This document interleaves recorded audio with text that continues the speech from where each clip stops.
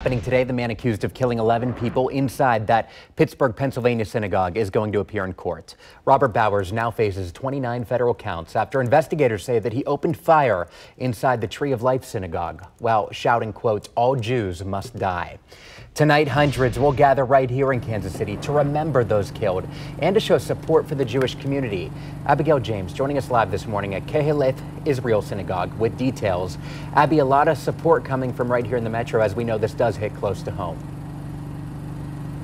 Absolutely. Well, as many people nationwide come together to grieve for the Tree of Life community in Pittsburgh, many Jewish groups right here in the Kansas City metro area are also coming together to grieve and to pray. And tonight, people will be gathering right here at the Citians Israel Synagogue tonight for a prayer vigil that'll go from 7 to 9 p.m. and the community is invited.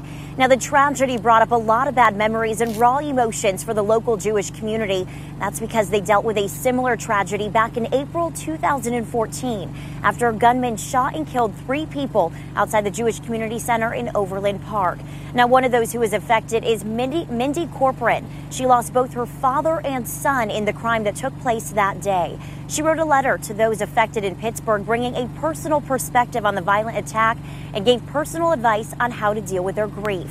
She wrote in part, "We are connected through stories, communication about ourselves, and sharing with others. We grieve through telling stories, sharing our commonalities and our differences.